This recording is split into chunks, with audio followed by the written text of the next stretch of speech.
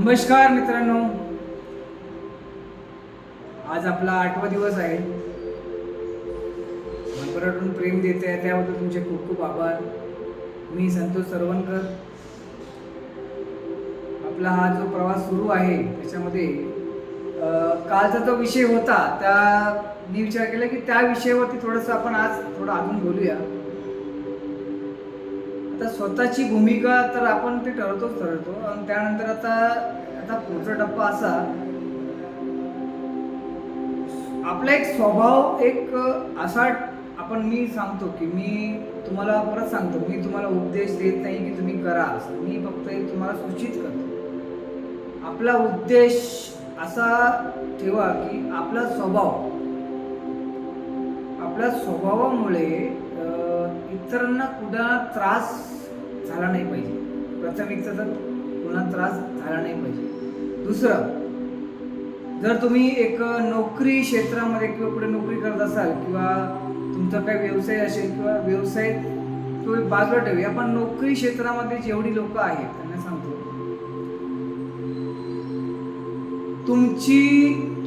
आपण काय करतो की आपल्यामध्ये प्रोएक्टिव्हनेस जास्त असतो, आपण जास्त उत्साही असतो, आपण जास्त काम चांगल्या प्रकारे करायला बघतो. पण असे काही लोक आपल्या सोबतच असे असतात की ज्यांना ते आवडत नाही, त्यांना ते खचून जातं. त्यांना असं वाटतं की हा खूप मोठा जास्त पुढे करते किंवा ही खूप पुढे करते. तर त्याच्या मागे मी एक पवित्र शास्त्र सांगेन, आपल्या कामाशी काम ठेवून आपलं काम चोखपणे करून लोकांच्या कामामध्ये दखलंदाजी न करता आपण किती आपल्या कामामध्ये आनंदी आहोत ते करा. आपलं केलंच पाहिजे. त्याचा फायदा काय? ज्या लोकांना वाटत होतं की हा लोकांमध्ये म्हणजे आपण लोकांची कामं लोकांमध्ये लुडबुड करतोय किंवा जास्त पुढे करतोय, हे आपल्या ह्या आजच्या लाईफमध्ये, आजच्या आयुष्यामध्ये हे होतंय. कॉम्पिटिशनमध्ये हे सर्व एकमेकांना खाली पाडणं, उतरणं हे सर्व चालू आहे. पण तुम्ही तुमच्या कामामध्ये जर चोख असाल तर तुम्हाला थांबवणारही कोण नाही आणि तुमची प्रगती थांबणार नाही. हे 100% आहे. 100% ही प्रगती हे तुमचं थांबणार नाहीच आहे. पण त्याच्या मागे अजून एक सांगतो, जर तुम्ही तुमच्या विरोधात काही चुकीचं होत असेल आणि तुम्ही गप्पपणे त्याला सहन करताय, ती तुमची चूक आहे. तर चुकीचं ज्या वेळेला कळतंय की हे माझ्या आयुष्यामध्ये चुकीचं होतंय, तोंडावर त्याच वेळेला त्याच क्षणी सांगून मोकळं होऊन जायचं, हे बाबा चुकीचं तू माझ्यासोबत केलं किंवा माझ्यासोबत हे घडतंय. तो तुमचे वरिष्ठ असो किंवा कोणी असो, चुकीचं म्हणजे आहे तर चुकीचं आहे. तुम्ही चुकीचं होताना बघताय पण तुम्हाला कळतंय की त्या गोष्टीमध्ये मी बोलून काही चालणारच नाहीये, मग त्याच्यामध्ये पडूच नका. शांत राहा. ते होऊ द्या. ते जो चुकीचं करतंय त्याला कळेल त्या गोष्टी काय करायच्या. आता ह्या विषयावरती जर आपण पूर्णपणे जर नेम घेतला तर हा विषय एवढा गंभीर आहे की आपल्या जे कोणी आता एक मुलगी असेल किंवा एक मुलगा असेल, कोणीही असेल, आपल्या जेंडर्समध्ये सर्वांना हा एक ॲप्लिकेबल होतो की आपण ज्या ठिकाणी आपल्या परिवारामध्ये सुद्धा, आपल्या परिवारामध्ये आपले नातलग लगेच आपल्याला विचार करतात, अरे हा म्हणजे याचा पोरगा तो काहीतरी जास्तच, म्हणजे याचा ध्येय आहे. ते त्यांची कामं आहेत, तुमची कामं नाही आहेत. त्यांना करू दे काय करायचं ते. तुम्ही तुमच्या कामामध्ये, तुमच्या आयुष्यामध्ये एकदम परफेक्ट आहात याची खात्री ठेवा. परफेक्ट राहणं, मी म्हणत नाही की परफेक्ट माणूस कधीच नसतो. Perfection is a process. त्याला एका प्रक्रियेने जावं लागतं आणि ते प्रक्रियेला जाण्यासाठी मी तुम्हाला एक छोटासा एक सल्ला देईन. तुम्ही एक पेन पेपर घ्या आणि त्याच्यामध्ये एक रेष अशी लाईन ड्रॉ करा आणि इकडे नकारात्मक माझ्यामध्ये काय आहे आणि म्हणजे पॉझिटिव्ह सकारात्मक माझ्यामध्ये काय आहे हे 2 असे विषय वेगवेगळे लिहा. आणि तुम्ही तुमच्या आयुष्यामध्ये जर तुम्ही पॉझिटिव्ह सकारात्मक आहात, त्याला बदलायची गरज नाहीच आहे. नकारात्मक जिथे जिथे तुम्हाला असं वाटतंय ना, काम करावं असं वाटतंय, त्या गोष्टींवर फोकस करा, जास्त केंद्रित करा आणि त्याला तुम्ही बदलण्याचा प्रयत्न करा. 10 गोष्टी असतील, आज एक होईल, उद्या दुसरी होईल, तिसरी होईल. 10 दिवसानंतर त्या 10 गोष्टी संपलेल्या असतील आणि तुमच्या पूर्ण यादीमध्ये सकारात्मकची यादी वाढून जाईल. याचा अर्थ काय होते? तुमच्यामध्ये तुमची पर्सनॅलिटी, तुमचा एक स्वभाव, राहणीमान एक उच्च लेवलला जात आहे आणि लोक तुम्हाला पाहतायत की या व्यक्तीमध्ये एवढे बदल हळूहळू कसे येत आहेत. त्यांना तुमचं सिक्रेट सांगू नका, तुम्ही काय करताय. त्यांना हे कळू द्या की मी एक साधारण जीवन जगण्याचा प्रयत्न करतोय. जसं आपला निसर्ग, आता पाऊस चालू आहे. आता पाऊस पडल्यानंतर काही लोकांना आनंद होतो, काही लोक तिरस्कार करतात.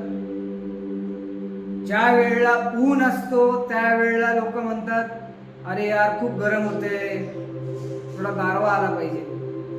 आणि ज्या वेळेला पाऊस पडतो, जेव्हा गारवा पडतो, त्यावेळेला त्या पावसाला शिव्या घालतात, अरे हा कधी पण येतो आणि काय आहे. म्हणजे माणूस इकडे पण समाधानी नाहीये, तिकडे पण समाधानी नाहीये.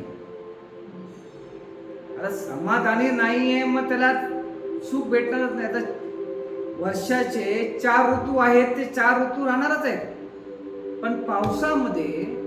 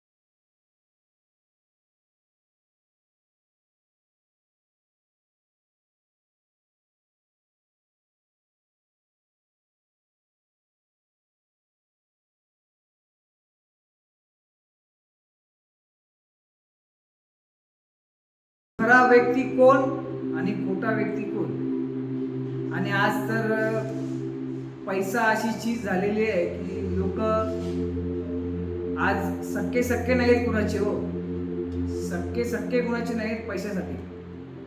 मग विचार करा आपल्या आयुष्यामध्ये आज आपण किती घोळात आहोत.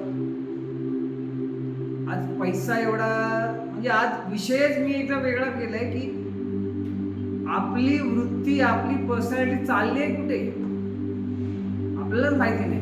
ठीक आहे, माहिती नाही, आपण याच्यावरती काम करतोय, पण ते मी तुम्हाला सांगितलं ते एक उपाय करा की एक पेपर घ्या, त्या पेपरवरती लाईन ड्रॉ करा, एक निगेटिव्ह इकडे पॉझिटिव्ह इकडे, नकारात्मक इकडे सकारात्मक इकडे, त्या दोन्ही बाजूला त्या दोन्ही क्षेत्रांवरती तुम्ही नकारात्मक क्षेत्रावर पहिला काम करा. त्या नकारात्मक सकारात्मक मध्ये कसं आलं पाहिजे या गोष्टीवर काम करा. तुम्हाला आपोआप ते कळेल किंवा मी हे नकारात्मक करत होतो त्याच्यामुळे मला नुकसान होत होते, मी हे नाही केलं तर मला खूप फायदा होऊ शकतो माझ्या आयुष्यामध्ये. ते करून पहा, तुम्हाला रिझल्ट भेटेलच. दुसरं मी तुम्हाला कालही म्हटलं होतं, लोकांना कॉम्पिटिशन करण्यामध्ये जाऊ नका. तुमचं कॉम्पिटिशन तुमच्याबरोबरच आहे, जिंकायचंही तुम्हालाच आहे. आणि जर तुम्हाला जिंकायचं असेल तर तुमची जिद्द पण तशीच पाहिजे की मला जिंकायचं, ते मी थांबणार नाही.